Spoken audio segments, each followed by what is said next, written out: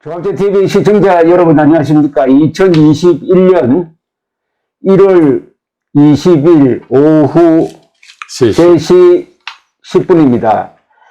제가 마스크를 쓰고 지금 방송을 하고 있는 것은 방역수칙 지키려고 합니다. 그러나 모신 분은 필요 없다고 생각해서 이렇게 진행을 하겠습니다. 오늘 모신 분은 김대호 사회디자인연구소장인데 지금 이 자유연합, 새 정당 이름이 자유연합당의 서울시장 후보로 출마를 선언하셨습니다. 지난 연말에. 그리고 우리 김대호 소장은 좀 곡절이 많은 분입니다. 작년 4월 15일 총선 투표 며칠 전에 사실은 노인 배려 발언을 했는데 이걸 노인 폄하 발언이라고 선동 세력이 들고 일어나니까 김종인 위원장이 제명을 시켜버렸습니다. 투표 며칠 앞두고 우리나라 아마 선거사상 처음인데 하루 앞두고 그랬습니다. 그 하루 앞두고입니까? 네. 그래서 그때 한번 모신 적이 있습니다. 네. 자, 이제 새로운 선거의 철 정치의 계절이 열렸습니다.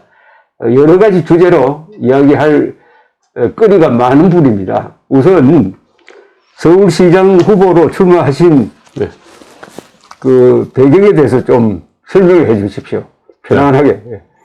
이거 제가 그냥 현수막에 이제 이런 얘기를 요약을 하지 않습니까? 예. 운동권 건달 청산. 그 다음에, 국힘당의 이 배신 정치 청산. 요거, 그 다음에 이제 무너진 자유시설 회복. 요게 이제 제 어떤 핵심 이 공약인데,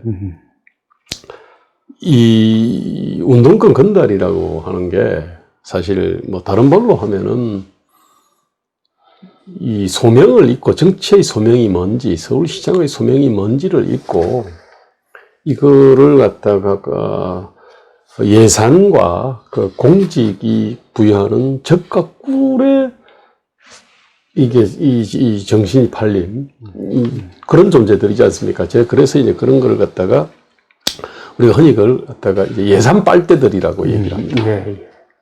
그리고 공공양반, 그 다음에 노동귀족, 이렇게 이제 표현하는데, 사실 이제 박은순 시장이나 우리 문재인의 청와대를 점령하고 있는 사람들의 사고방식이 국가와 사회를 어떻게 발전시킬 거냐, 이제 그것보다는 권력을 잡아서 그냥 적과 꿀을 갖다가 지들끼리 향유하는 이런 식의 어떤 완전히 본말 전도된 사고를 갖다가 하고 있고요. 그래서 저는 이 대한민국이 한편으로는 기본적으로 이제 좌편향일 뿐만 아니라 나라 자체가 기본적으로 다 뒤로 문명으로부터 지금 달아나고 있다고 생각하고요. 네, 이런 것들이 이제 운동권 건달들의 어떤 건달 정치다라고 이렇게 규정을 하고, 그거를 서울에서, 부터 이제 청산을 하고, 그 다음에 대한민국에서 역시 운동권 건달 정치 청산하겠다, 요런 거고요. 그리고 이제 이 국민의힘당이 그러한 이런 운동권 건달들이 이번에 선거에서 이기다 보니까, 저쪽의 어떤 철학과 가치, 역사인식 등을 우리가 좀 추종을 해야, 이게 일단 중도가 되는 거고, 중도에는 확장이 된다. 이렇게 생각을 하는 것 같아요. 그래서 이제 계속 배신 정치, 뺄셈 정치를 하지 않습니까? 아스팔트, 아마 우리 조 선생님이나 저 같은 사람을 아스팔트 구판이, 거군이 이런 식으로 표현해가지고 내칠라 그러고요. 코로나 정치 방역에 엄청 고생하는 사람들에 대해가지고 입을 딱 함구를 했거든요. 그 다음에 또 그거 유튜브라고 참 그러구나. 그런 쪽하고 또 전련하려 그러고요. 그런 식으로 뺄셈 정치, 배신 정치를 하는 게 중도 외연 확장이라고 생각을 하는 것 같습니다. 예. 그러니까 이제 그런 정치도 청산해야 되겠다. 이게 이제 제가 출마를 하는 이유죠. 자, 이제 청산해야 될 게 양쪽입니다. 그죠? 하나는 그렇습니다. 문재인 정권, 그리고 박원순의 잔재를 청산하고, 한쪽은 기회주의적인 김종인의 국민의힘을 청산한다. 아주 어려운 과제를 걸고 나오셨는데, 제가 우리 이 출마 선언문을 좀 읽어봤습니다. 아, 네. 아이고, 고맙습니다. 아주 잘 쓴 겁니다. 이거 그러니까 이 정책 대안을 놓고 투표를 한다면은 우리 김대호 선생은 꼭 당선돼야 될 것 같습니다. 이게 무슨 아이고, 감사합니다. 필기시험으로 후보들 모아놓고 해가지고 시장 뽑는다면 당연 당선돼야 돼요. 아주 잘 쓴, 정말 제가 잘 쓴 글이라고 생각하는 건 여기에 예, 예. 본질적인 비판, 이념적인 비판도 있을 뿐만 아니라 정책 대안이 있더라고요. 네네. 그리고 서울시정을 아까 약탈시정이라고 이야기했대. 네. 기본적으로 예. 박원순 시장의 서울시정은 약탈이다. 네네. 아까 문재인 정권도 그랬지만 결국 약탈이란 말 아닙니까, 그죠? 예산 빨대니. 예산 빨대가 약탈이라는 네, 거고. 예. 이 그렇습니다. 약탈이 되면 자기가 하는 네. 일보다도 더 많은 걸 가져가는 게 이제 약탈인데. 네, 예. 그걸 뭐 이제 경제학적으로 얘기하면 지대추구라 그러고요. 뭐 그냥 쉽게 말하면 약탈이죠. 약탈이죠, 약탈. 예, 예. 나는 약탈 정권이라는데 네. 전적으로 동의하고요. 그러니까 뭘 약탈하느냐가 이제 첫째는 국부를 약탈하는 거죠. 그렇죠. 이게 심해지면은 국익과 국가안보까지 이렇게 좀목이 네네. 되는데 여기서 우선 이 보도자료에 나와 있는 이 제목만 봐도 여러분들 속시문할 겁니다. 운동권 건달 정치 청산. 요새 건달, 민주건달이란 말을 홍세화 씨가 썼던 거예요. 네네. 그죠? 무너진 자유서울 회복. 그렇죠. 네. 이 서울은 대한민국의 심장부니까 서울 안보가 대한민국 안보입니다. 네네. 그죠? 자유서울. 그 다음에 국민의힘은 배신정치, 뺄셈정치, 민주당이 이중대로 해체해야 박원순은 도시를 이해 못해 조선 한양 복원하려는 듯 느림의 미학 찾으며 제한 속도 하향을 주장하는 사람들은 노동귀족 공공양반 혈세 빨대. 네. 야, 우선 여기까지 읽으면 이것도 제가 깜짝 놀란 게 네. 박원순 시장 되고 나서 이 서울을 세계 인류 최고 도시로 만들어야 됐다는 것보다는 네네. 복고주의적으로 나갔다 이거죠. 네네. 과거에 함량 네네. 복고주의. 네네. 그러면서 환경을 강조해가지고 도시가 느림이 미학이 아닌데 느림이 미학. 근데 이 부분 좀 설명해 주십시오. 이게 무슨 뜻인지. 아니, 지금 아마, 속도 그 표지판이 60km 있던 데가 50km. 아, 그렇게 돼요? 바뀐 데가 많을 거예요. 마포대로 같은 10차선 도로도 그렇고. 그럼 여기 강화문도 여기도 50km일 겁니다. 이게. 그리고 올림픽대로 옛날 90km 달렸는데 지금 80km로. 와, 그럼 언제 이래 되죠? 우리 선거문이 이래 됐구나. 올 들어와서, 원래 이제 2006년부터 이제 이런 거를 점진적으로 해왔는데, 올해 2021년 들어와가지고, 아니, 작년에도 좀 했는데요. 이제 2021년 들어와서 본격적으로 이거를 캠페인을 합니다. 그리고 표지판을 막 뜯어 많이 고쳤더라고요. 대부분 고쳤어요. 그리고 당연히 그러면은 과태료가 엄청 증가할 거 아닙니까? 그렇죠. 근데 과태료 징수 목표를 한 40% 정도를 올려놨다고 제가 지금 제가 들었습니다.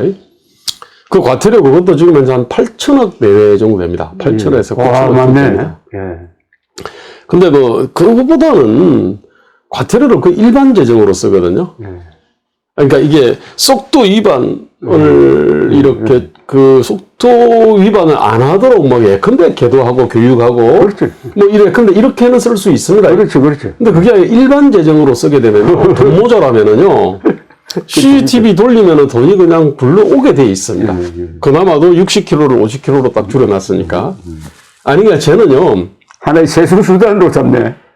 아니, 결과적으로 의도치 않아도 아마 그렇게 되게 돼 있는데, 아니, 이게 뭐냐면은, 유럽에 있는 대도시는 50km인 데가 많아요. 근데 문제는 한국 서울 같은 이런 대도시가 유럽에 드물지 않습니까? 그렇죠, 없죠. 몇 군데 없죠. 그 다음에 유럽에 있는 대도시들은 옛날 마차가 다니던 길을. 맞습니다. 뻥짱.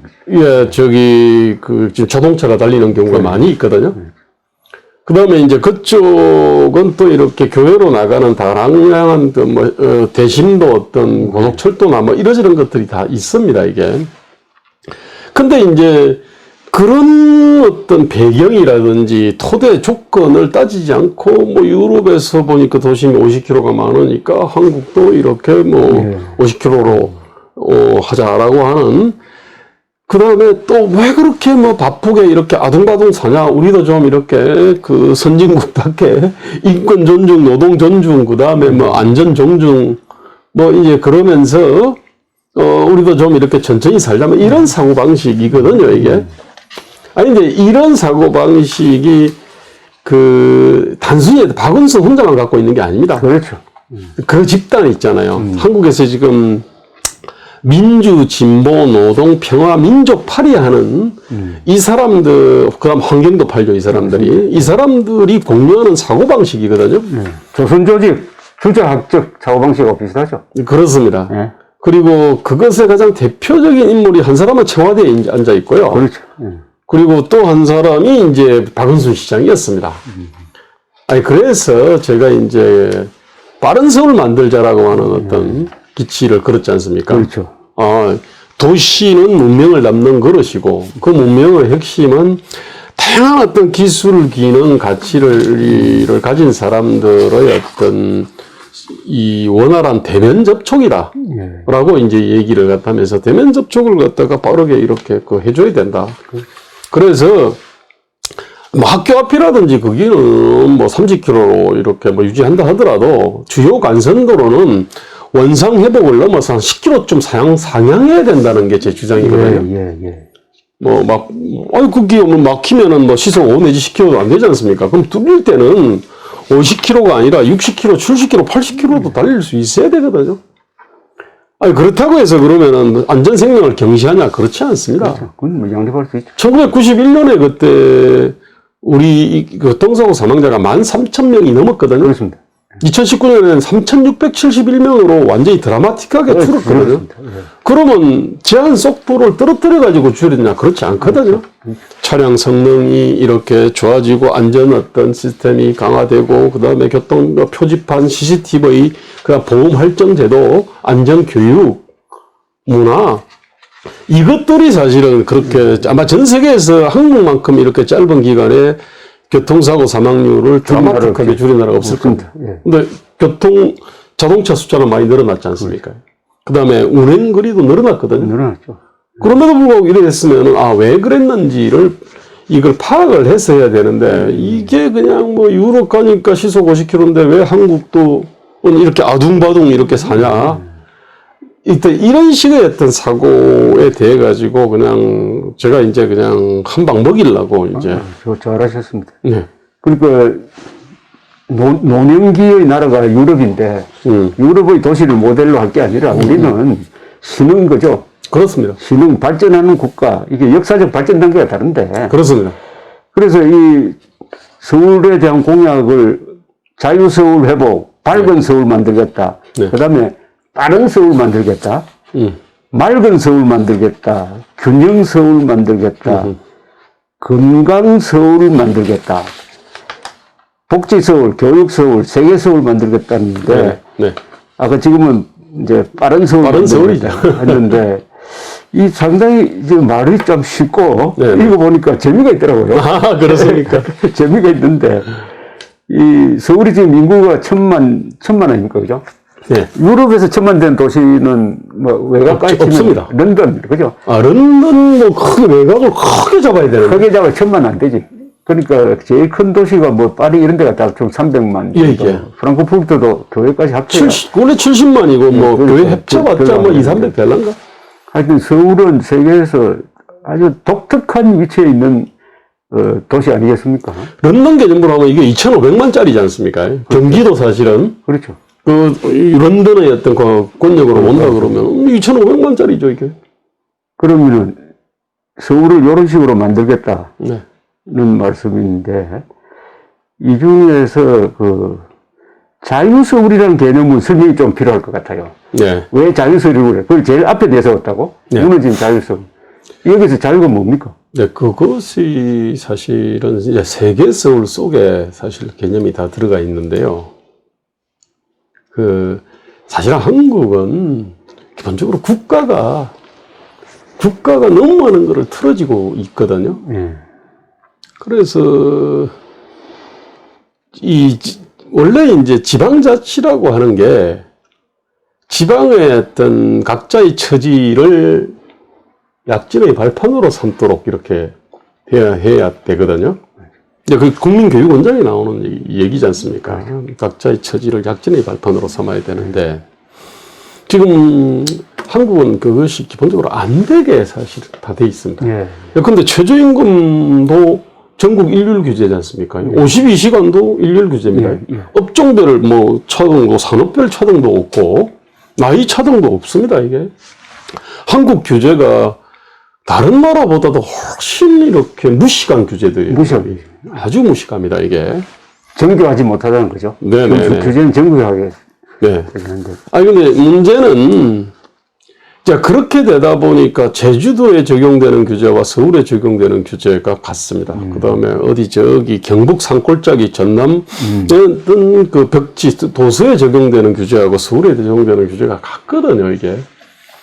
문제는 이제 이렇게 되다 보니까 그쪽은 최저임금을 갖다가 꼭같게 만들어 놔버리면은 그러면 1시간에 고객을 갖다가 100명을 볼 수 있는데 하고 1시간 가도 고객을 갖다가 5명도 못 보는데 하고 이게 임금이 같게 되면은 그러면 시골 벽지에서는 문명 시설들 예컨대 뭐 하다못해 스타벅스나 이런 게 들어설 수가 없거든요. 이게. 근데 서울은 그래도 상대적으로 훨씬 낫습니다. 그러니까 자꾸 서울로 몰려드는 거 아닙니까, 이게? 저는 그래서 그러니까 딴 데 어떻게 보면은 지금 지방에 갖고 있는 여러 가지 어떤 활력이나 뭐 기회나 이런 것들을 서울이 지금 뱀파이어처럼 빨아먹고 있다고 해도 사실 과언이 아닙니다, 사실은. 서울 뭐 집값 쫙 올라가는다고 서울 시민들이 사실은 좋아해서는 안 되는 거거든요. 딴 데의 어떤 기회들을 갖다 다 빨아먹기 때문에. 제 얘기는 서울은 그 지방을 빨아먹는 형식 있잖아요. 그 뱀파이어처럼 빨아가지고 이렇게 이 사람들이 이렇게 모여들고 집값이 올라가는 방식이 아니라 서울은 적어도 동아시아 속에서 동아시아에 일본의 동경이 있고 저쪽에 북경이 있고 뭐 한국은 그런데 중경 같은 어떤 포지션을 가져야 되는 거고요. 그러면은 이 동아시아권의 어떤 교류, 협력, 금융 등의 어떤 허브 역할을 할 수 있다고 생각하거든요. 뭐 또 교육의 허브가 왜 안 됩니까? 그렇다면은 서울에 자유가 더 많이 필요합니다, 사실은. 근데 서울만 자유가 많이 필요한 게 아니고요. 부산도 딴 데도 사실은 다 자유가 다 필요합니다. 여기서는 자유 개념 중에서 자율성이 더 중요한 개념이죠. 원래 이제 자유 플러스 규제가 법비 원래 그 자율이지 않습니까? 자율. 예. 근데 사실은 우리가 말하는 거는 사실 대부분은 자율이죠. 자율을 말하는 거죠. 예. 근데 이제 그 자율 이렇게 보다는 자율이 들어가야 될 자리에 우리가 자유라는 말을 갖다가 많이 쓰지 않습니까? 그래서 그냥 통상 제가 말하는 자유는 자율이라고 해도 뭐 틀린 얘기는 아닙니다. 그리고 여기 출마 선언문에 느림의 미학을 찾으며 제한 속도 하향을 주장하는 사람들은 노동귀족이고 공공양반이고 혈세 빨대다. 예. 요 하나하나 말이 다 아주 생각을 깊게 해서 만든 용어로 보입니다. 예. 그러고 이 공약 중에서 다른 사람이면 절대로 공약할 수 없는 내용들이 많다고요. 이건 국민의힘 당 후보도 안 되고 네네. 안철수 대표도 이거 안 될 거예요. 네네. 광화문 세월로 기업 공간을 이전하겠다. 위안부 소녀상을 철거하겠다. 제한속도 시속 10km 상향, 네. 특히 서울교통방송, TBS 등 네. 산하기관 폐쇄. 네네. 이거는 듣는 사람에 따라서는 속이 시원하다고 생각할 텐데 이런 공약을 할 수 있다는 거는 지금 자유연합이라는 정당이 선명한 네네. 우파 노선을 견지하니까 가능한 건데 이것도 설명을 좀 해주세요. 예. 사실은 저게 꼭 내가 우파연 하려고 해서 그런 게 아닙니다. 나는 이게 상식이거든요. 상식이다 이거죠. 저희는 어떤 보편지성과 양심의 어떤 표현으로 생각하거든요. 이게 정말 한국에서 지금 중도를 자처하는 사람들, 중도라는 게 지금 여기에 시대의 모순부조리의 정중앙을 때리는 거거든요. 정중앙 때는, 예. 아니, 근데 그것이 나는 진정한 보수라고 할 수 있고요. 예, 또 예. 그것이 진정한 중도입니다, 사실은. 예, 예. 뭐 대충 뭐 중간하고 절충하는 게 중도 아니거든요. 그렇죠. 근데 그렇게 본다 그러면은 지금 광화문 광장에 지금 세월호 이게 기억 안전 공간으로 돼 있지 않습니까? 예, 예. 원래 저거 2019년 말에 그 원래 철거한다 그랬어요. 그렇게 맞습니다. 예. 그또 이제 또 아무리 늦어도 강화문 여기 광장 재구조화 공사 있지 않습니까? 이거 하면 또 철거한다 그랬어요. 또 그렇게 해서 몇 번 늘려 잡은 게 저기 이제 2020년 말, 작년 말입니다. 근데 지금도 그대로 존재하고 있거든요. 자, 이것도 문제지만은 저 예산 한 3억 5천 들어갔습니다. 근데 뭐 저 땅을 갖다가 이제 이렇게 제공을 했고요. 뭐 예산 때문에 그런 게 아니고요. 지금 저게 과연 그러면 저게 안전교육장이냐? 전혀 그렇지 않거든요. 그렇죠.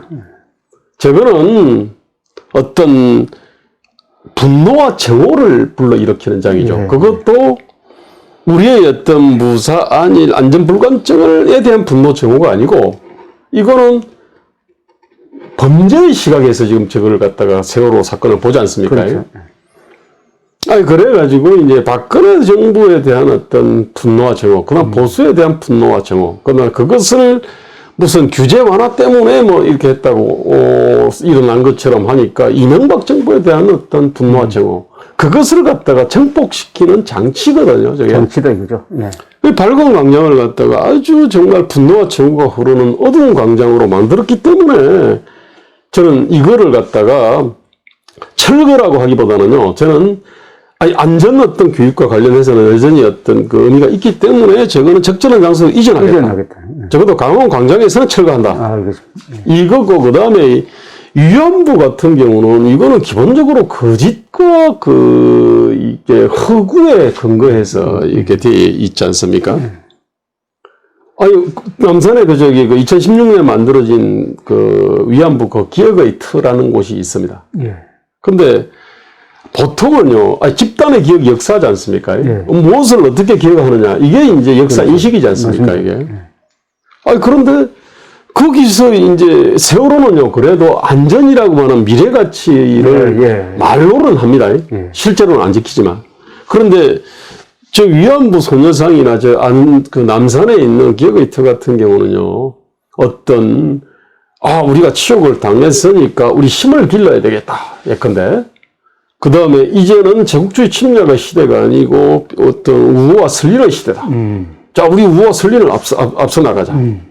그 다음에 우리가 예컨대 일본에 대해서는 아름다운 복수를 하자.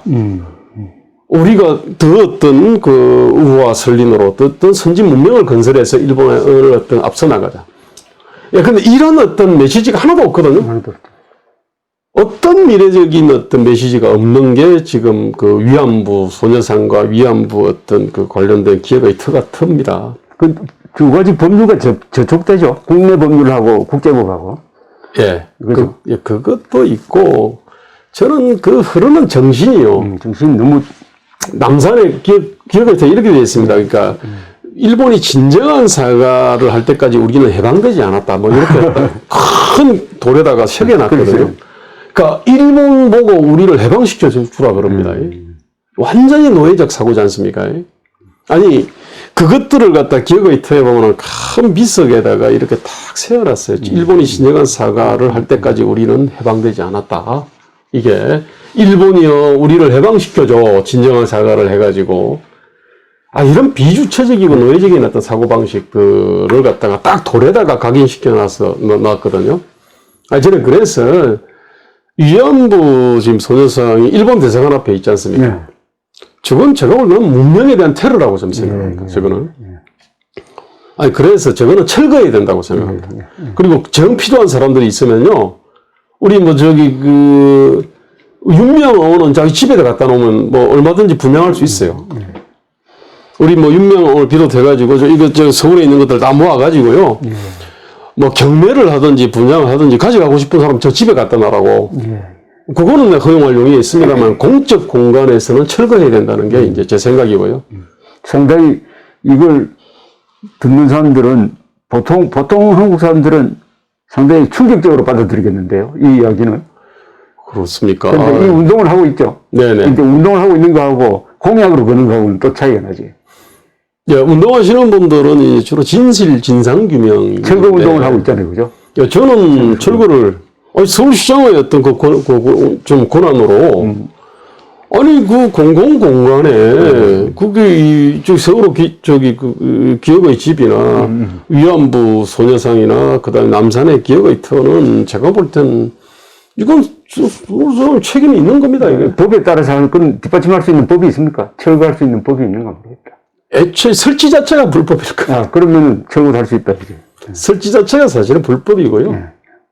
그 다음에 아주 편향된 그 박은순 시장 기억나시잖아요. 2018년이었을 겁니다. 제 기억으로. 151번 버스가 그 일본 대사관 앞을 지나가잖아요. 예. 거기에다가 플라스틱 합성 수지로 만든 위안부 소녀상을 딱 두 번째 좌석에다가 딱 올려놓고요. 그 아주 슬픈 표정으로 그저 이런 거를 갖다 사진을 찍었거든요. 10분 동안 이제 태우고 돌았어요. 그리고 나서 그런 걸 5개를 만들어 가지고 뭐 목포, 부산 등에도 착 뿌렸거든요. 아니 그러한 사고 방식의 연장에 남산에 보면은 거기 옛날 통감부터가 있거든요. 아 통감관저죠. 그 터에다가 그걸 또 기억의 터라고 떡 만들어 놨거든요.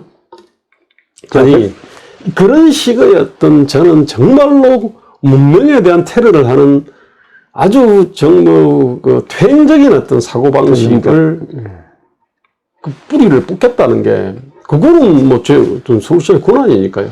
서울교통방송 TBS는 이게 지금 이런 정치 방송을 해도 되는 겁니까? 지금 허가 조건이 어떻습니까? 제가 볼 때는 저 문제는요. 일단은 저건 어떤 문제가 있냐면은 가장 불투명합니다. 예, 근데 그 중앙공기업들은요 한 400개 되거든요. 예. 뭐 이렇게 근데 뭐 KBS라든지 그 다음에 뭐 가스공사, 석유공사 뭐 등등등 한 400개는 안료 시스템이라고 있어요. 거기에 딱 들어가면은 그 아주 그 경영 정보들이 투명 공개가 돼 있습니다. 아, 그렇습니다. 7년, 8년 전부터 해서 쭉 나오거든요. 일단 서울의 산하기관들이 그 한 3, 40개 되는데 거기에 대해서 일목요연하게 이렇게 보여주는 정보가 없습니다. 자, 그 다음에 지방공기업은 클린아이라고 있거든요. 클린아이. 예. 예. 안료 시스템에 대응되는 게 클린아이에 보면은 그 정보들이 올라가 있습니다. 뭐 몇 명이 근무하는지, 임금이 어떻게 되는지, 복리후송이 어떻게 되는지, 고용계약 형태가 어떻게 되어 있는지. 이런 기본적인 정보들이 클린아이에 있는데 서울교통방송은 거기에도 없습니다. 정보가 제일 부실합니다. 일종의 이제 원래 서울시를 복마전이라 그래요. 그런데 복마전 중에 복마전이 TBS입니다. 예. 뭐든지 불투명하면 거기에는 정실 인사라든지 뭐 이념 편향이라든지 뭐 이러저런 온갖 어떤 부정 비리들이 이렇게 들끓 게 마련입니다. 그렇지 않습니까, 이게? 일단 불투명하다는 것 자체가 문제고요. 그 다음에 두 번째가 이제 과도한 정치 편향인데 주로 김부준 씨가 진행하는 그게 심하죠, 지금. 예, 김어준만 심한 게 아닙니다. 다르다, 맞죠. 김어준이 아주 극단적으로 심한 거고요. 예. 그러니까 이전에 저게 1990년에 만들어졌는데 그때 그러면 서울시장이 뭐 임명재 시장부터 해가지고 뭐 고건 시장, 이명박 시장, 오세훈 시장을 쭉 거쳐왔는데 교통방송이 그렇게 어떤 불투명하다는 얘기는 계속 있어봤지만 정치 편향이라는 건 이렇게 심한 적은 없죠. 예. 근데 이게 엄청나게 이제 지금 심해진 건데. 예. 그래서 이제 정치 편향은 저거 뭐 김어준이를 쫓거나 김어준이 프로그램을 갖다가 뭐 없애거나 아니면은 김어준이 대신에 예컨대 민주 건달 대신에 자유 건달을 갖다 놓으면은 해결은 될 텐데 저는 이런 식의 문제 해결 방식은 쉽지만은 그건 50점밖에 안 된다고 생각합니다. 저는 기본적으로 저걸 어떻게 해야 되느냐 생각하면 저게 일종 망산업이거든요. 그러니까 무슨 얘기냐면은 우리가 도로가 있습니다. 예컨대 도로공사가 거기 올라가는 자동차까지를 다 생산을 한다 그러면은 자동차 산업이 발전할 수가 없죠. 그렇죠.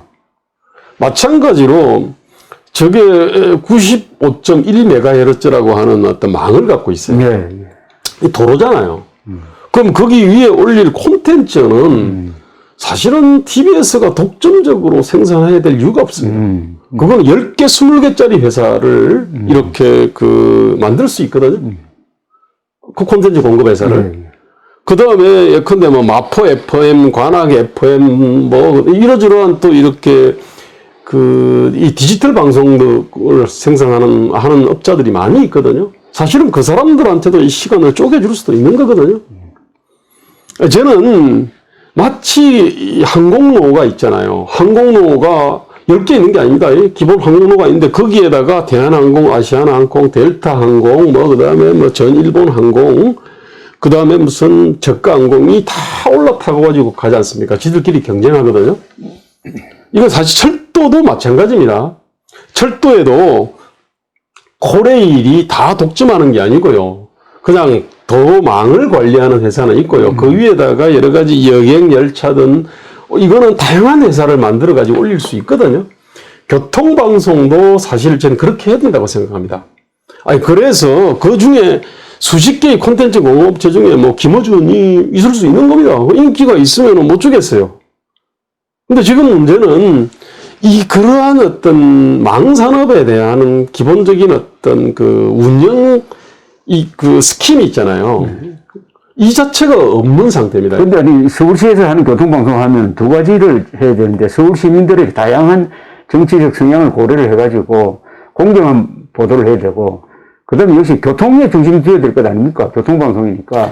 사실 이제 그 문제가 옛날에 스마트폰이 없던 시절에 이게 생긴 거잖아요. 1990년에 생긴 건데. 그렇죠. 그러면서 이제 쭉 확장하면서 이제 TV 방송, 그 다음에 뭐 영어 방송, 뭐 이런 식으로 막 했습니다, 이게. 지금은 교통방송의 기능은 스마트폰으로도 거의 대체가 됩니다. 그렇죠. 자, 그런 점에서 사실은 저건 없애도 됩니다. 없애도. 네. 근데 이제 굳이 저걸 운영한다 그러면은 어차피 도로는 있는 거지 않습니까? 그죠? 그 도로에는 TBS라고 하는 독점 콘텐츠 공급 업체가 딱 장악하고 권력을 잡으면은 김어준 같은 아주 이념 편향적인 인물들한테 시간을 떼주는 게 아니라요. 저거를 갖다가 수백 개의 어떤 콘텐츠 공급 업체, 민간 콘텐츠 공급 업체들이 거기다가 시간을 쪼개든지, 이거 뭐 경매할 수도 있습니다, 이게. 그렇게 해서 공급을 하는 형태로 유지를 갖다가 하는 것도 나는 괜찮은 방법이라고 생각합니다. 옛날부터 70대, 80대부터 서울시를 이야기를 할 때 복마전이라는 이야기를 많이 했다고. 네네. 복마전. 그러니까 인권이 많다 이거죠. 인권이 네. 많으니까 부정이 많다. 복마전이란 말은 또 자기들끼리 패거리가 돼가지고 외부로부터의 감시도 받지 않는다. 는 건데 요사이 박원순 씨가 서울시장이 되고 나서 있었던 2011년부터 지금까지 계속되고 있는 어떻게 보면 10년 동안의 서울시는 어떤 점에서 이게 특징이 있어요. 연구를 해봤을 거 아닙니까? 네네. 어떻습니까? 예산 문제라든지 이런 게. 일단 기본적으로 산하기관들에 대한 경영 정보가 될 때 불투명합니다. 아까 TBS도 그랬지만 서울여성가족재단 홈페이지에 들어가 보면요, 도대체 몇 명이 일하는지 궁금할 거 아닙니까? 직원이 몇 명이나 되는지, 임금이 어떻게 되는지. 근데 보면은, 그거를 정보 공개 청구를 해라고 딱 나와요. 아, 그래요? 그렇게 보호를 합니까? 아니, 이제 황당한 일이죠, 사실은. 클리나이에 가보니까 좀 나오긴 나오더라고. 근데 어쨌든 그쪽 홈페이지에는요, 기본적인 경영 정보가 없습니다. 근데 어쨌든, 기본적으로 불투명하게 했거든요. 자, 그 다음에, 비정규직에 정규직화라는 이름으로요. 그러니까 직원은 한 3만, 공무원은 저게 10,000명 내외인데, 산하기관 중에 큰 서울 교통공사 같은 경우가 직원이 16,000, 2만 가까이 될 겁니다. 그 다음에 이거저것 합치면 한 몇만 명 됩니다. 근데 이제 비정규직에 정규직화라는 이름으로 해가지고, 일단 비정규직 뽑을 때는 그냥 대충 뽑지 않습니까? 아는 사람 뽑잖아요. 그래 놓고 그 놈을 정규직으로 딱 바꿔놓으면은, 이거 완전히 공무원 양반이 되지 않습니까, 이게? 박원순 시대 이전에는 그렇게 안 했는데, 박원순 시대에 이걸 했습니다. 그 다음에 가장 결정적인 거는 사회적 경제라고 하는 이름으로 협동조합하고 그럼 사회적 기업하고 뭐 이러저런 형태로 해가지고 이거를 갖다가 폭발적으로 늘렸죠. 그러면 이건 기본적으로 이제 이게 저는 예산 빨대라고 생각합니다. 예산 빨대. 아니 왜 예산 빨대라 그러냐면은 아니 보통 일자리는 그 민간에다한테 땅 팔아 그러면은 그 굴삭기 포클레인 한 대하고 그다음에 기사 한 명이 빵을 팝니다. 그런데 공공 부분이라고 하는 거는요. 그거를 갖다가 400개 나눠줘 가지고 100명이 하도록 할 수도 있습니다. 더 심하게 하면은 숟가락을 10,000개 나눠줘 가지고 10,000명한테 일자리를 제공할 수 있는 게 그게 공공 부분이지 않습니까, 이게. 근데 지금 박은순 씨가 그때 희망제작소에서 하던 사업들을 훨씬 뻥튀기를 갖다가 했는데 희망제작소는 그래도 기부를 받았기 때문에요. 완전히 시장에서 역행하기 힘들었는데 근데 이 사람은 이제 거든 세금에다가 행정력을 가지고 밀어붙였지 않습니까? 그러면은 아니 정말로 그 돈다발 던져가지고 난방하고요. 원래 돈을 가지고는 땔감을 사거나 난로 사거나 전기를 땡기거나 원래 하는 건데 그거 그냥 난방을 해버릴 수도 있거든요. 조금 따뜻합니다. 그 다음에 땅을 파도 숟가락 10,000개 나눠주고 한 명이 할 일을 갖다 숟가락 10,000개 나눠줘가지고 10,000명한테 일자리를 제공할 수 있는 거 아닙니까? 그러니까 저는 그 박은순 씨가 이렇게 했던 그런 것들이 이런 방식으로 수많은 민주 건달들을 갖다가 한테 먹거리를 갖다 주고 그렇게 주고. 지금 이것도 제가 볼 때는 박은순 시장 시절에 이게 많이 했던 일이라고 생각하고요. 그러니까 서울시의 예산을 뜯어먹고 사는 사람들이 너무 많다 이거네요. 원래는요, 예, 그렇습니다. 아니, 그렇게 많이, 박은순 때 와가지고 이거는 탁 유달리 많이 늘어났다고 예, 제가 이제 보니까 그렇게 생각하고요. 그 철학 자체가 그렇습니다. 뭔가 어떤 이 시장에서 어떤 시장을 이 사람은 굉장히 어떤 혐오하거나 아주 이 제약시하는 생각을 갖고 있잖아요. 반면에 어떤 국가나 공공의 어떤 그 역할을 굉장히 어떤 중요하게 생각했고 시장에서는 한 사람이 할 일을 굴삭기 한 대하고 한 사람이 할 일을 숟가락든 10,000명이 하도록 하지 않거든요.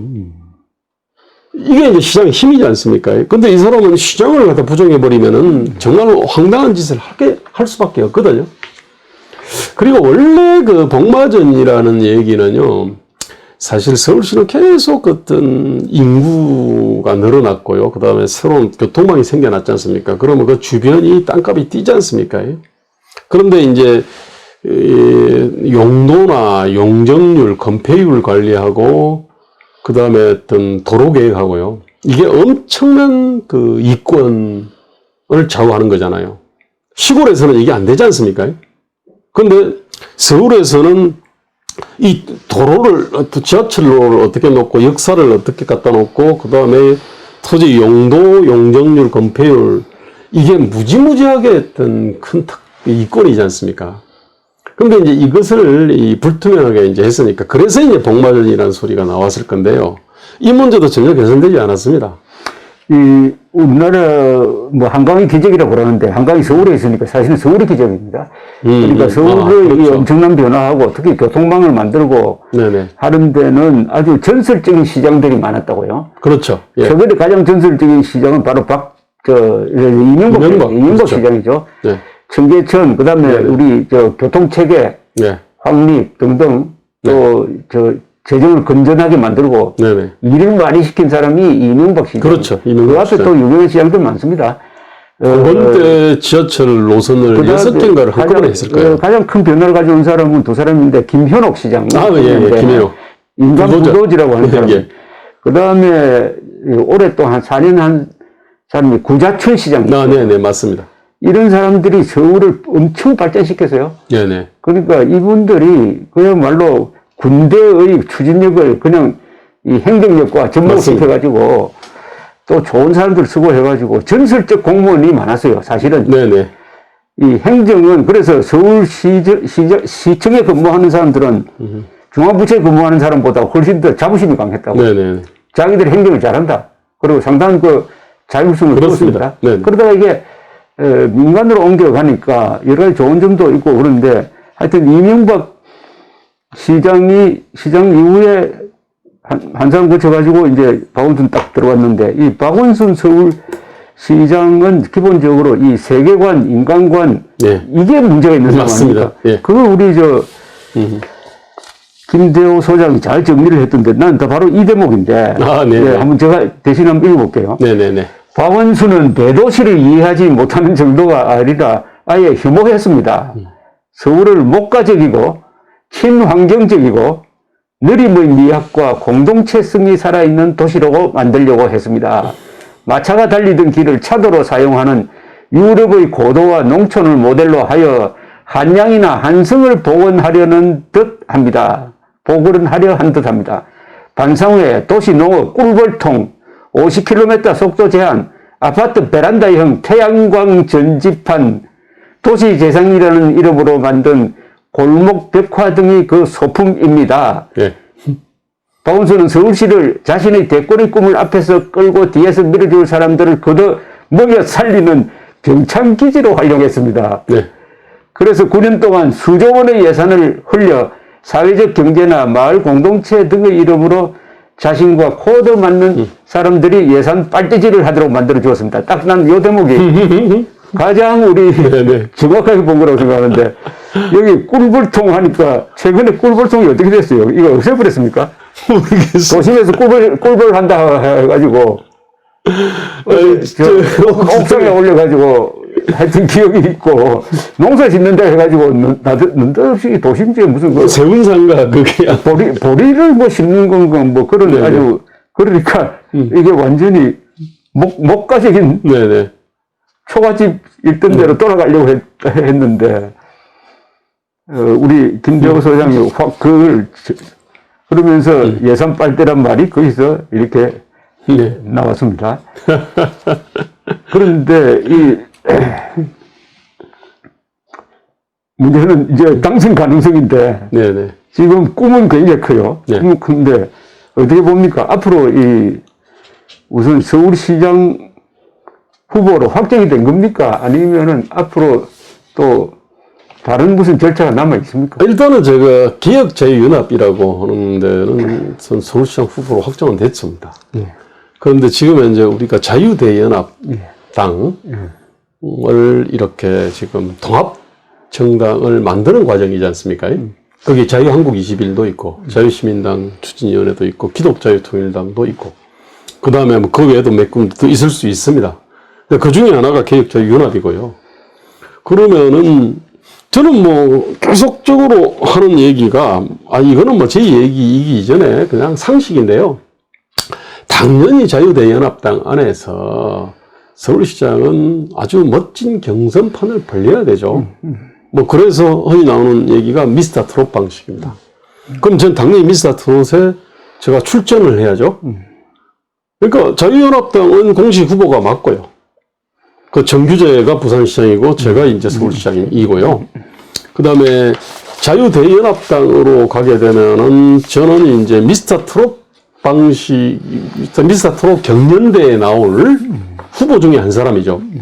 그런데 자유대연합당에서 저 말고 지금 누가 나올지를 저는 모르겠습니다. 좀 사실은 없어도 손을 잡아서라도 말입니다. 우리는 끌고 나와서 흥행을 해야 될 거 아닙니까? 그래서 지금 제가 오히려 지금 막 그냥 어디 좀 그릇단 분들을 갖다가 제가 많이 모시려고 그럽니다. 근데 모시는데 우리가 추대해 주겠다 이런 게 아니고요. 그냥 정정당당하게 서울의 어떤 미래, 한국 정치의 어떤 그 미래를 놓고 정정당당하고 아주 이 감동적인 그런 경선판을 만들어 보자. 이렇게 제가 주장을 하고 있습니다.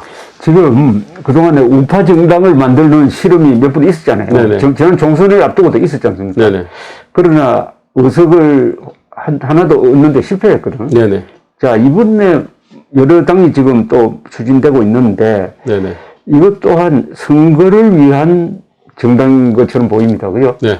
근데 이 선거를 위한 정당은 선거가 끝나면은, 그 성적이 안 좋으면은 없어지는 게 대부분이에요. 예. 그 다음에 선거를 위한 정당이 아니고 장기적으로 봐가지고 하나의 선거 연습을 하겠다.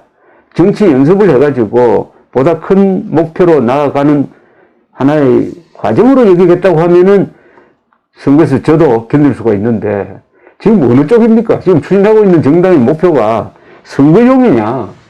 일단은 아니면은 영구적인 이 정치 조직을 목표로 하느냐? 당연히 그 선거용 아닙니다. 선거용 아닙니까? 만약에 선거용으로 하면은 참 어리석은 거죠. 원래 정당이라는 거는 국회의원 선거를 앞두고 만들지 않습니까? 그래야 이제 수많은 출마자들이 생기니까요. 그렇죠. 원래 선거에서 한참 먼 시기에서는 정당을 만드는 게 아닙니다. 뭐 혹시 뭐 아주 그냥 유력한 대선 후보가 있다면은 대선 전에 만들 수는 있습니다. 근데 저희가 대선 후보 있는 거 아니지 않습니까? 그러니까 이 얘기는 이게 이제 선거용 정당이 아니라는 얘기입니다. 자, 그런데 선거라는 거를 활용을 해야 되죠. 좀 저희가 이제 이른바 자유한국당, 그 다음에 미래통합당을 이제 쭉 보면서, 그리고 김종인 어떤 비대위 체제, 이걸 쭉 보면서, 한국에서는 보수 자유 우파라는 분들이, 제가 볼 때는 당연히 어떤 이분들이 경제계는 이런 잡고 있습니다. 당연히. 왜냐하면 경제계에서는 보수 자유 우파의 어떤 철학 가치가 그거 상식이니까요. 그 다음에 바깥으로 가면은 SNS 농객이라든지 학문 세계나 이쪽에서도 보수자유 우파들이 압도적으로 우세합니다. 지금은 옛날에는 뭐 이 민주진보 노동 평합하던 사람들이 좀 있었는데 이 사람들이 문재인 정부에서 완전히 미천이다 그러려고 그랬어요. 그렇겠네요. 파산 때문에 파산이 됐어요. 뭐 김상조 무슨 그 다음에 저희 소득주도 성장을 만들었던 뭐 장하성인이 그렇죠. 꽤 오히려 이 사람들이 오피니언 리더였지 않습니까? 그렇죠. 하다못해 조국도 그랬고 윤미향도 그랬고요. 이게 완전히 사실은 파산이 났거든요. 좋은 관점이시네. 그러니까 이 사상 이념적으로 완전히 파탄이 났습니다. 그 다음에 사상 이념적인 리더 그룹들이 전부 그냥 다 근데 백낙천 완전히 작살이 났지 않습니까?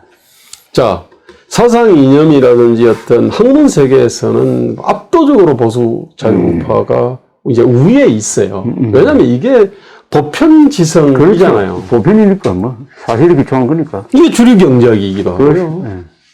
아니 그런데 문제는 이게 어떤 정치 쪽으로 오면 그러면 안 되는 게 노동조합 없잖아요, 그죠? 그다음 시민단체들은 이제 막 생겨나고 있거든요. 이 풀뿌리는 없습니다. 없죠. 가장 중요한 게 이제 정치 쪽인데 이게 이제 정당으로 표현되는데 저게 너무 부실한 거예요. 맞네. 이거 가분수다, 가분수. 네, 완전히 가분수입니다. 하체 의혹하네. 아니, 그래서 이제 이 정당, 근데 저거를 갖다가, 아니, 내가 볼 때는 괜찮은 지도자가 있으면요, 확 열어가지고요.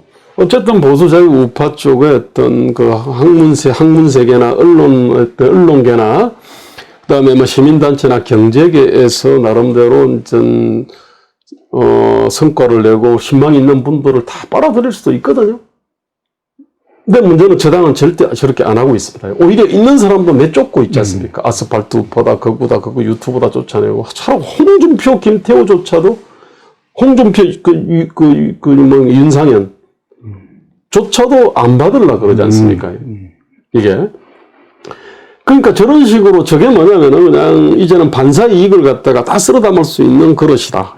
거대한 기득권 집단이 됐지 않습니까? 그러다 보니 굉장히 폐쇄적으로 운영을 하고 있거든요. 그 다음에 김종인이라고 하는 사람을 50여 명 정도, 84명의 지역구 당선자 중에서 50명 정도가 같이 동의해가지고 추대한 사람이거든요. 그렇죠. 근데 이제 이 김종인의 어떤 이 사람이 갖고 있는 가치나 비전이나 어떤 이 지적 능력은 이거 못 본다는 얘기예요. 이게 그게 얼마나 저열한지. 그래서 이게 부실의 뿌리가 너무나 이게 깊다는 생각이 들어서요. 당을 딱 그냥 폐쇄적으로 운영해. 그 안에서 리더감이 있잖아요. 이것도 없어. 사상 이념적 통일성도 없어. 김종인 같은 자도 알아보지를 못하고, 그냥 엄청나게 어떤 1년짜리 비대위원장을 줘. 그래서, 이거는 안 돼. 그 바깥에서 건강한 어떤 정치 세력을 결집을 해야 되겠다. 그리고 그 정치 세력은 가치와 이념을 공유하는 정치 결사가 돼야 되고, 정말 진짜 당적 면모 있잖아요. 가치 이념을 공유하는 거, 그 다음에 교육과 일상활동이 있는 거, 당원의 권리와 의무의 균형이 있는 거, 이러저런 조건들을 가진, 대한정당을 갖다가 만드는 것이 훨씬 빠르겠다. 이제 대한정당이 만들어서요, 이 국민적 지지와 신뢰를 쭉 빨아당기면은, 그러면은 이제 출탁 동기될 거 아닙니까? 국민의힘당 안에서 혁신의 어떤 움직임도 커질 것 같고요. 그러면 출탁 동기로 해가지고 저 당을 갖다가 좀 완전히 환골탈퇴시킬 수 있지 않을까? 자, 그러면 지금 충분히 이해합니다. 국민의힘을 비판하고 김종인을 비판하는 우리 김 소장의 이야기는 저도 거의 다 동의를 합니다. 그러면은 수정을 바꿔서 국민의힘 입장에서 봤을 때 한국의 이 이른바 행동적 우파 세력을 어떻게 보느냐는 겁니다. 현실적으로. 거기에 대해서 생각해 본 적 있습니까? 왜 저 사람들은 멀리 하려고 할까? 이 사람들은 이거를 갖다가 이런 극우로 생각하고요. 그 다음에 태극기, 성조기 흔들고 군복 입고 찬송가 부르고 때로는 이스라엘 기도 들고 하는 그런 아주 혐오스러운 존재. 그리고 득표에는 도움은 별로 안 되는 존재. 그렇죠. 이게 생각을 하는 것 같아요. 근데 거기에 대해서 답이 있습니까? 저는 그거는 이제 양쪽 다 이쪽도 노상 얘기한 게 뭐냐면은 찬탄 세력, 탄핵 찬성 세력을 갖다 척결해야 된다. 자유민주주의 시장경제 한미동맹을 갖다가 사수해야 된다. 주사파 사회주의 척결해야 된다. 대충 이런 얘기들 있지 않습니까? 이런 얘기를 주기장창 했고요. 그런데 의외로 말입니다. 노동개혁, 공공개혁, 그 다음에 예산개혁을 어떻게 하고, 어떻게 청년한테 기회 희망을 줄 수 있는 어떤 이 시스템을 만들지 등에 대해 가지고 얘기한 게 별로 없어요. 그러니까 이제 이쪽이 국민의힘당에서 김종인을 갖다가 이렇게 추대한 사람이나 좀 중도적인 사람들의 눈으로 보면은, 저 사람들은 기본적으로 과거에 집착하는 세력이고, 미래에 대한 어떤 비전도 갖고 있지 않고, 그 다음에, 레더 컴플렉스에 사로잡혀서 헤어날 길을 갖다 모르고, 그 다음에, 구체적인 어떤 대한민국의 이 치명적인 국가적 현안에 대한 어떤 대안적인 어떤 솔루션도 없는 집단이고, 이런 식의 인식들이 있죠. 그리고 어느 정도 이거는 근거가 좀 있어요. 그래서. 맞아요. 자, 그러면은 내가 국민의당 입장에 있는 사람들의 이야기를 좀 전해드릴게요. 알겠지만은. 두 가지를 굉장히 이야기합니다. 국민의힘은 참 이름이 여러 번 바뀌어서 자유한국당 시절, 미래통합당 시절, 지금 국민의힘으로 왔잖아요. 이름이 점점 개악이 됐습니다. 네네. 2019년에 황교안 씨가 등장할 그 무렵에 이 광주 사태에 북한군 600명이 개입했다 하는 걸 주제로 해가지고 국회의원 3사람이 국회에서 김순례하고요. 이종명, 김만원 이런 사람 불러가지고 네네. 세미나를 했다가 광주 사람들이 들고 일어나가지고 완전히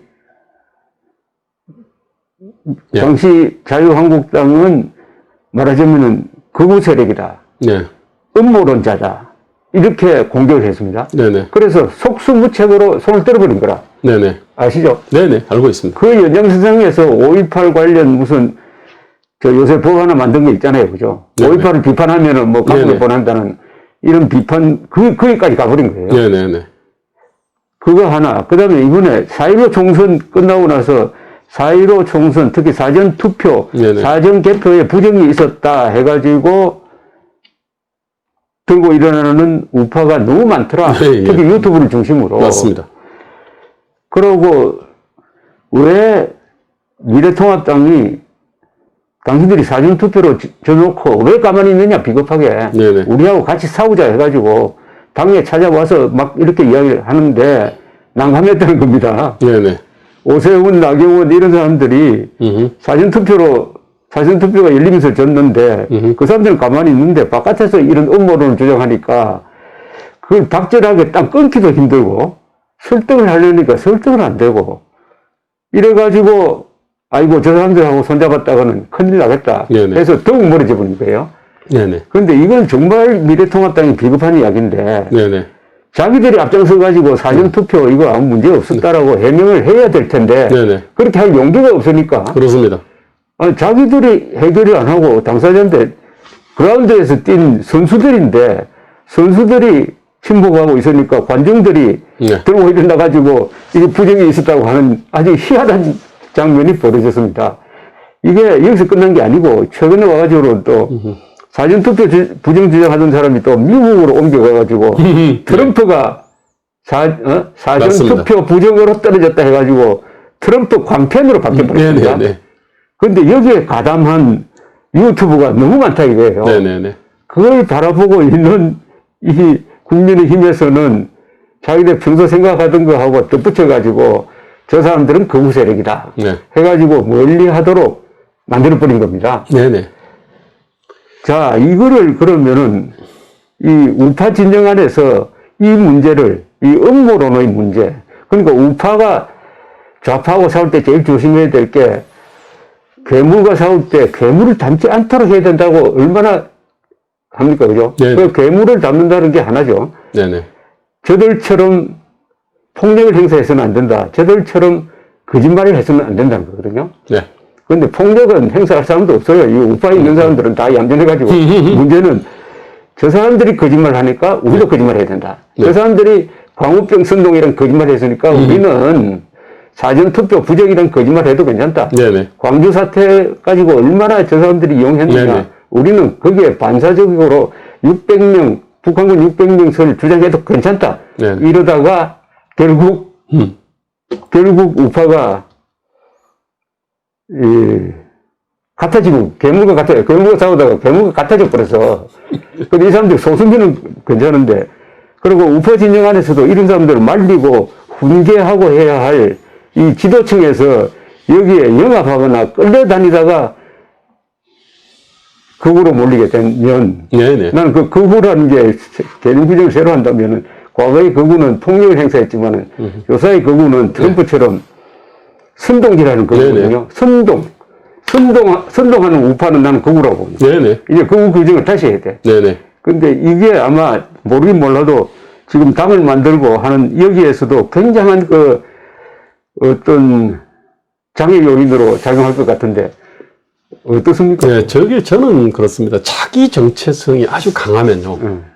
자기가 정말로 진실과 사실 위에 있고 아주 그 숙성된 어떤 가치와 비전을 다 갖고 있고요. 그 다음에 자기의 용기와 강단이 다 있으면요. 그냥 소명의식이 뚜렷하면요. 그러면은 그 상대로부터의 어떤 규정이 있잖아요. 여기에 대해서 그렇게 신경을 덜 씁니다. 안 쓸 수는 없습니다. 근데 자기 정체성이 약하면요. 어제 강력한 정체성을 갖고 있는 데 있잖아요. 근데 그렇죠. 그 부정선거를 주장하는 분. 돼가지고 가까이 가면 자기가 몰릴까 싶어가지고요. 막 겁을 내요. 도망을 가거든요. 지금 국힘당도 자기 정체성이 약하잖아요. 그렇죠. 그러다 보니까 이른바 아스팔트 우파 행동하는 보수 이분들하고 가까이 하면은 야, 너 극우로 몰릴까 싶어서 거리를 두지 않습니까, 이게? 그 코로나 방역 관련해서 8.15 집회 끝나고 나서 엄청나게 많은 정치 방역들이 야만적 정치 방역들이 이루어졌는데 그래서 이 광화문 광장 시위에 나왔던 분들이 정말로 고통을 많이 겪었습니다. 그렇죠. 이게. 완전 탄압이죠. 그런데 거기에 대해 가지고 말이 사냥이지. 네.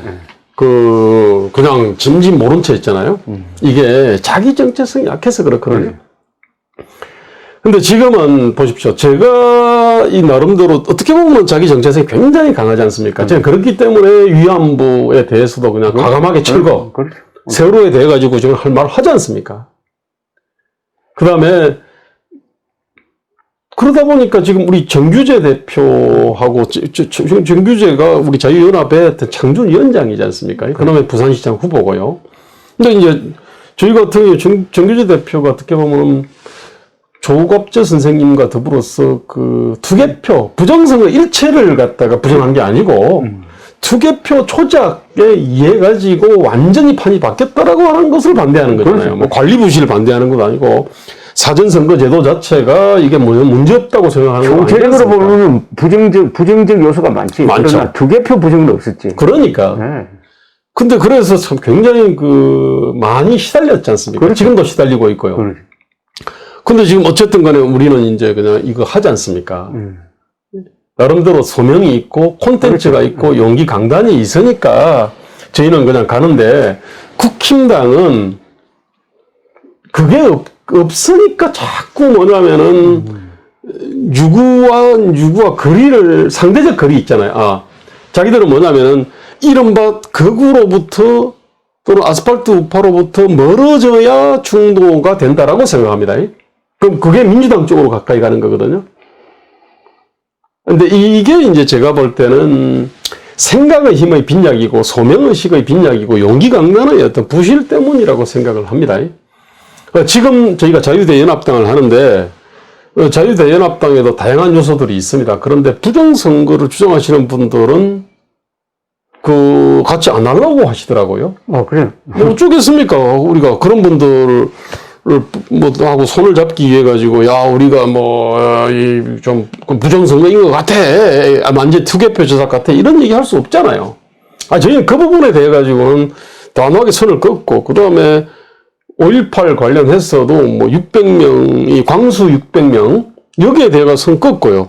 그 다음에 트럼프가 그냥 한반도 문제를 다 해결해 줄 수 있는 무슨 자유의 어떤 신인 것처럼 생각하는 경향에 대해서도 저희는 단호하게 우리 손을 껐죠. 껐어요. 그렇습니다. 근데 그거 만만치 않을 것 같은데. 그건 어쩔 수 없죠. 그건 진실과 사실이 아니니까.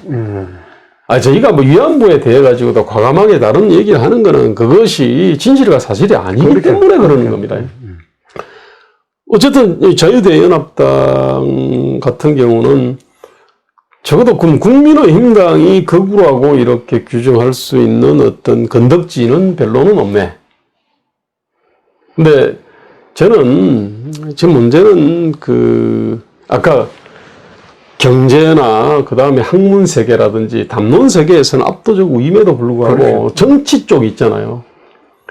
이게 그렇죠. 제가 볼 때는 아주 이제 부실하고 맞아요. 비겁하고 맞아요. 소명도 별로 없고 어떤 이거를 다 비즈니스 모델처럼 또 이렇게 막 그냥 해버리지 않습니까? 이게 사익을 갖다가 마치 공병호처럼 공관 연장 줬더만은 사익 챙기고 김영호도 그랬지 않습니까? 이게. 그래서 제가 볼 때는 한국 사회가 원래 정치 때문에 지금 이제 모든 게 뒤틀리는데 보수자유우파 쪽은 보수자유우파를 참칭하는 정치 세력 때문에 지금 모든 게 좀 뒤틀린다는 생각이 좀 듭니다. 근데 이 음모론과 이 선을 끊지 않으면은 이게 우파는 우파로 설 수가 없어요. 그리고 이번에 미국의 경우가 정말 우리한테 타산지석인데 트럼프가 4년 동안 이 선동을 하니까 지금 여론조사에 의하면 미국 국민들의 한 30%가 부정선거로 트럼프가 졌다라고 이야기하고 있습니다. 그리고 공화당원의 약 60, 70%가 이번 선거는 부정선거였다고 이야기합니다. 그러면은 전 인구의 3분의 1, 약 1억입니다. 1억.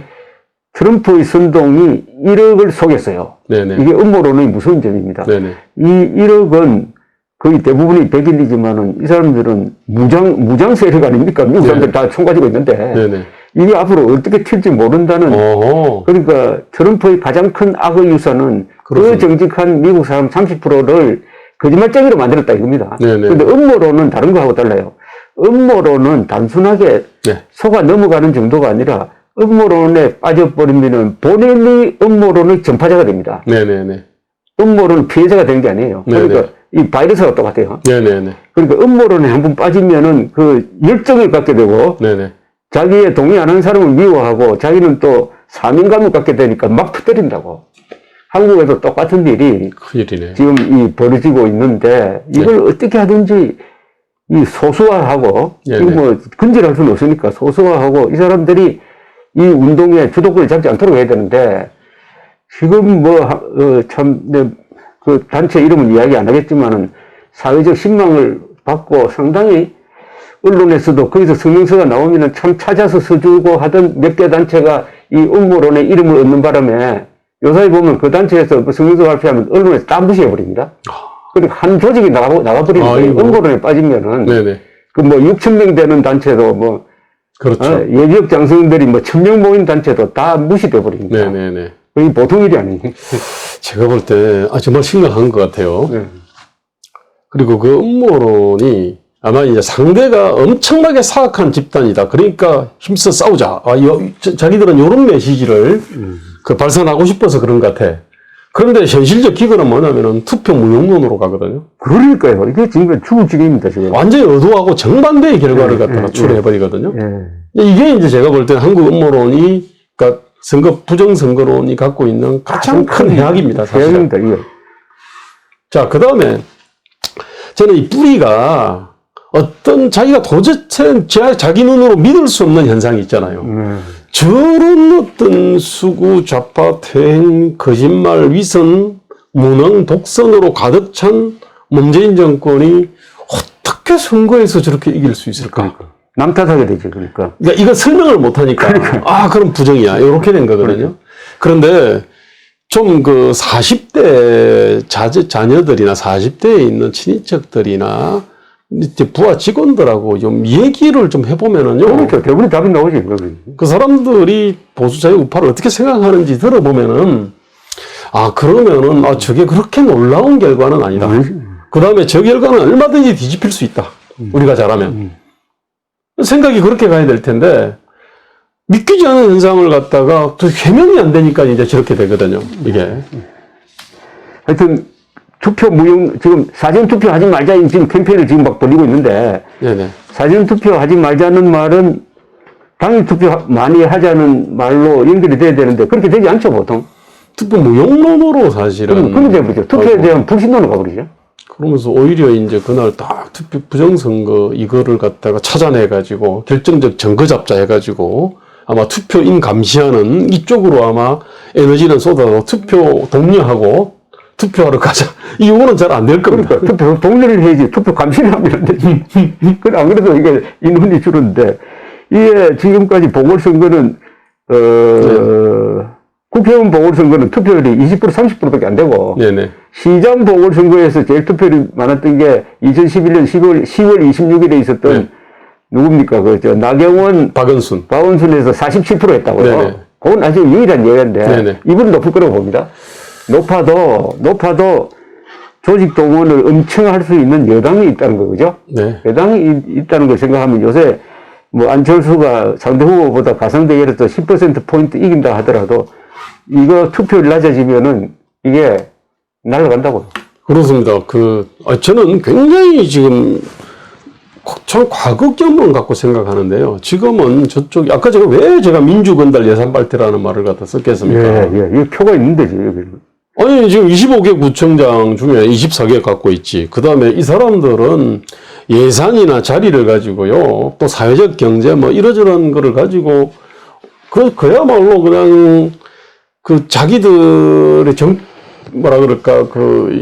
자기들의 어떤 정권이죠, 정권과 그 다음에 지자체의 어떤 그거를 목매는 사람을 너무 많이 만들어 놨습니다. 그 다음에 게다가 또 이렇게 40대들이 여전히. 그렇죠. 화이트 컬러. 40대. 그리고 여전히 그때 사전선거 때 뛰쳐나갔던 많은 사람들을 갖고 있거든요. 그래서 저는 단순 여론조사에서는 10% 정도 앞서야 비등비등할 거다. 그렇지, 그렇게 봐야 됩니다. 예, 그렇게 봐야 돼요. 자, 그런데 이게 지금 이런 구조는 큰 변화가 와가지고, 내가 보수라는 사람이 한 25% 되는데, 내가 중도라는 사람이 35%. 이 중도가 지금 반문재인으로 도고 있잖아요. 네네. 그래서 중도 보수가 합치니까, 정권 교체론이 50, 현상 유지론이 35, 이 정도 비율이더라고요. 네네. 막 뭉뚱거려가지고 6대4로 하자고. 네. 6대4의 구조가 지금 고착화되어 가고 있는 것 같습니다. 네네. 그리고 지역적으로는 호남 대 비호남 구도가 형성되고 있고요. 네네. 이거는 정권 교체를 가능하게 하는 굉장한 좋은 여론의 변화 아니겠습니까? 그렇습니다. 네. 그러면 누가 이렇게 만들었느냐? 첫째는 문재인의 실정, 네. 추미애, 조국, 네. 여기에 대한 반작용, 그 다음에 반사적으로 윤석열에 대한 기대감, 네네. 안철수에 대한 기대감, 네네. 이래가지고 중도하고 보수가 한 덩어리로 지금 뭉쳐지는 상황입니다. 네네네. 자, 이러면은 이제는 정치 용어를 바꿔야 되는 거 아니냐. 옛날에는 우파 대통합, 보수 대통합 하면은 이긴다. 이래 됐거든요. 예. 이제는 우파 대통합 해봤자 25%밖에 안 돼. 그러니까 보수 중도 대통합, 그 다음에 합리적 좌파까지 끌어들여가지고 한다. 그럼 이 개념을 어떻게 설정할 거냐. 저는 이런 아이디어입니다. 대한민국 세력 다 모이라. 네네. 대한민국 세력 다 모이라. 네네. 대한민국 세력의 규정은 네. 김정은과 문재인이 반대하면 다 대한민국 세력이다. 네네. 그 다음에 대한민국 세력은 통합이 돼야 된다. 그래서 제가 만들려고 하는 용어는 대한민국 단일화입니다. 네네. 대한민국 대단일화. 네네. 대단일화를 해야 정권 교체를 할 수가 있다. 이렇게 크게 저는 그림을 이렇게 보고, 대단일화를 하려면은 그 동력이 있어야 되는데, 동력은 문재인 적폐청산이다. 네네. 문재인 적폐청산을 할 수 있는 정권을 만들어내야 되고, 그 공약을 하는 후보를 밀어야 한다. 네네. 그 다음에 뭘 할 거냐? 자유통일로 간다. 네. 하는 이런 개념을 저는 갖고 있는데, 문제는 여기 지금 우리 김대호 소장이 만들고 있는 이 정당이 지향하는 것과 이 단일화라는 대명제 사이에는 어떤 관계를 생각하고 있습니까? 저는 지금 기본적으로요, 대한민국 세력 다 모여야 된다. 이 컨셉에 전적으로 동의를 하죠. 아마 저뿐만 아니라 당도 다 그렇게 할 겁니다. 그런데 이제 적폐청산이 있잖아요. 그죠? 그것만 갖고 부족하거든요. 예, 예. 청산을 넘어서 미래로 가야 되니까. 예, 예. 근데 지금 대한민국에 너무나 절체절명의 문제들이 너무 많습니다. 예. 당장 지금 뭐 지방이 완전히 소멸하고 있고 지방대학들 소멸하고 있지 않습니까? 인구 구조를 보면 끔찍합니다. 그러면은 연금 구조나 이게 복지 뭐 이런 것들이 작동하지가 않습니다. 뭐 산업도 마찬가지고요. 저는 그래서 청산 하나만 갖고는 부족하다고 생각하거든요. 그럼 미래를 위한 어떤 이른바 이제 청산과 새로운 미래 창조 이것을 딱 갖고 있어야 되고요. 이거는 결국은 어떤 강령의 형태로 이렇게 나타나야 된다고 생각하거든요. 그래서 저희는 단순히 어떤 보수와 중도의 어떤 뭐 대통합, 보통 이렇게 하면은, 그럼 보수는 뭐고 중도는 뭐고 예컨대, 요런 식으로 되면은 여기 미래가 별로 안 옵니다. 왜냐하면 기존의 보수와 기존의 중도가 다 보면은 혼미하거나 좀 이렇게 이미지 정치를 하거나 내용이 좀 부실했거든요. 그래서 저는 보수도 업그레이드하고 중도도 업그레이드 해야 된다고 생각하고, 그 업그레이드는 결국 강령의 형태로서 나타날 수밖에 없다고 생각하거든요. 그래서 이제 저희가 심의를 기울여서 이제 그 강령들을 갖다가 만들었고요. 저는 이제 그거를 가지고 이 부분에 대해 가지고 우리 한번 얘기해보자. 우리 강령이 뭐 길이요, 빛이요, 진리다고 하는 게 아니고, 적어도 이 심각한 문제들에 대해서 복지 문제, 교육 문제, 그 다음에 외교, 안보, 경제, 고용, 노동, 지방, 이 문제들에 대해 가지고 당신들의 강령적 원칙은 뭐냐. 그리고 이거를 가지고 통합을 하자. 저는 이제 요렇게 저희 노선은 그렇고요. 또 이게 아마 정답이지 않습니까, 이게. 자, 근데 아까 제가 말씀드린 거는 전체를 본 거고, 나는 우리 김대호 소장 이야기에서 네. 우리가 기대를 하는 게, 네. 이번에 정당을 만드는 노력을 통해서 이제는 이 우파 정책을 여기에 적혀 있는 이런 식의 우파 정책을 만들어내야 될 것 같아요. 네네. 그걸 하기 위해서는 역시 정치판에 뛰어들어서 네. 정책을 제시를 해보고 유권자들과 직접 호흡을 맞추면서 만들어지는 거 아니겠어요? 네네. 그러니까 고고하게 최성물이 앉아가지고 만들어내는 그런 거 말고 네네. 그걸 공약을 통해서 이렇게 던져보는 거, 거기서 또 고칠 게 많을 거라고요. 그렇습니다. 그래서 살아있는 정책이 나오도록, 지금까지 우파 정책이라는 것은 대충 앉아가지고 네네. 반공 자유민주 노선에 맞춰서 사실은 누구나 다 알 수 있는 이야기를 해가지고 이게 공감대가 없었다고. 네네.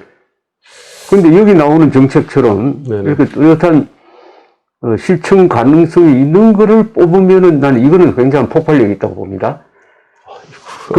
잘 그래서 보셨어요. 고맙습니다. 이번에 고생하시는 분들인데, 네. 이번에 사실은 여러 가지로 불리한 조건에서 이 정당을 만드는 과정에서 내부 토론이 많고, 네네.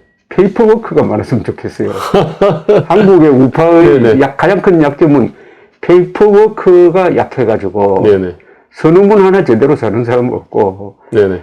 여기 10만 명이 모여가지고 대중집회하고 나서 남 손에 갖고 가는 문서가 부족한 거 아니었을까요? 네네. 예. 사실, 아니, 근데, 김대우 소장이 이 우파의 이 뭡니까? 이 지성을 좀 높이는 그런 역할을 해주실 걸로 기대합니다. 아유, 정말, 한국 최고의 어떤 언론인께서 정말 문호라고 할 수 있는데, 이거 글에 대해 가지고 이렇게 높이 평가를 해 주시고, 또 제 역할에 대해 가지고 또 이렇게 또 크게 이렇게 생각해 주셔가지고, 정말 이게 몸둘 바를 모르겠습니다. 아닙니다. 감사합니다. 그러니까 이걸 많이 알리셔야 되겠는데, 네네. 이걸 알리기 위해서는 뭐 오늘 같은 이런 인터뷰도 좋은데, 네네. 이거 어디에 올려놓고 하는데 그런 거 없습니까? 물론, 홈페이지에. 일단은 뭐 개혁자유연합당 홈페이지에 다 올라가 있고, 그 다음에 제가 자유서울 김대호 TV라고. 있습니까? 정규제는 자유부산 정규제 TV고, 저는 자유서울 김대호 TV라고 하는 유튜브가 있는데요. 거기 뭐 구독자 아직 500명도 안 되는데, 거기에 좀 이렇게 좀 들어오셔서 이렇게 구독 눌러주시면은 정말로 감사하겠습니다. 자유서울 김대호 TV. 자유서울 김대호 TV입니다. 네, 예. 거기 보면은, 우선 제일 먼저 보실 게 이거겠죠, 아마, 그죠?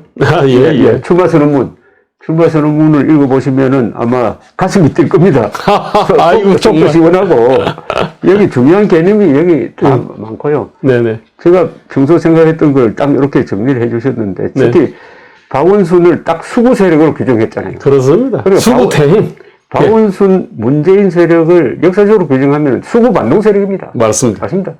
그러니까 조선조에, 그것도 조선조에 언제냐, 병자호란 이후에 그들이 모시던 명나라가 없어진 다음에 그 명나라를 잊지 못해가지고, 그죠? 명나라 연호를 계속 쓰면서 우리가 소중하다 하는 아집을 가지고 변태적으로 갔던, 맞습니다. 변태적으로 갔던 그 세력과 이 문재인은 어떻게 그렇게 같은지. 맞습니다. 최악의 우리 민족사에서 신라가 통일할 때도 있었고, 고려가 계몽항전을 할 때도 있었고 해가지고 굉장한 역사가 있는데, 가장 토형적인 병자호란 이후에 한 200년 동안의 그 역사를 재현하려고 하는 게 문재인 세력, 박원순 세력이고, 그게 신양반 세력 아닙니까? 그렇습니다. 산업공상에서 사자에 해당하는 직업인이 기자, 검사, 판사, 정치인 아닙니까? 이들이 지금 기업인과 군인들을 누르고 지금 권력을 전행하는. 그렇습니다. 그러니까 이걸 수구 반동 세력을 모르. 그렇습니다. 모르는 게 아닙니다. 규정해야 돼. 그렇죠. 정확하지. 하여튼 열심히 해보십시오. 정말 감사합니다. 좋은 화두를 출마한다는 게 화두를 던지는 거 아닙니까? 그렇습니다. 근데 문제는 이렇게 잘 만들었는데 다른 사람이 여기까지가 문제예요.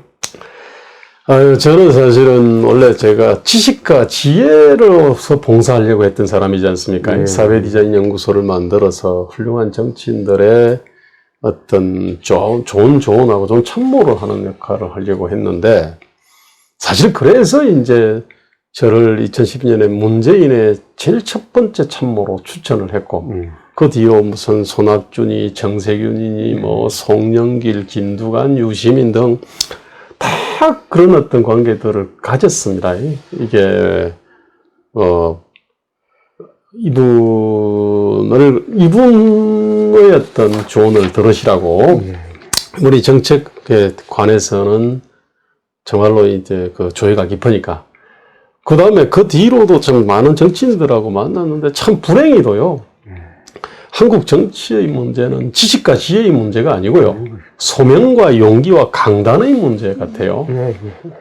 지금 제가 옛날에 만났고 저하고 코드가 좀 맞다고 생각되는 정치인들, 우리 아까 뭐 정세균이나 김두관이나 그 다음에 송영길 이분들, 김부겸 이런 분들이 지금 당 자체 저변이 대깨문화되니까요. 전부 거기에 영합하려고요. 다 그냥 이상하게 가더라고요. 이낙연도 마찬가지입니다. 10년 전, 5년 전에 그런 사람 아니었거든요. 그런 사람 아니었지. 예. 그래서 이거는 지식과 지혜의 문제가 아니고 소명, 용기, 강단의 문제고요. 이거는 제가 볼 땐 정치 사생관의 문제입니다. 그렇습니다. 뭘 하다가 뭘로 죽을 거냐. 저는 이제 그 때문에 제가 좀 현실 정치를 해야 되겠다. 그러니까 제가 어떻게 보면은 사상 이론가의 어떤 지위를 뭐 박차고 나온 겁니다. 그래서 저는 현실 정치하려고. 그리고 또 현실 정치를 하는 과정에서 또 제가 그 연구실에서 이렇게 그 나름대로 생각했던 것이 대중하고 만나면서 또 훨씬 또 이렇게 업그레이드가 되거든요. 다듬어지고.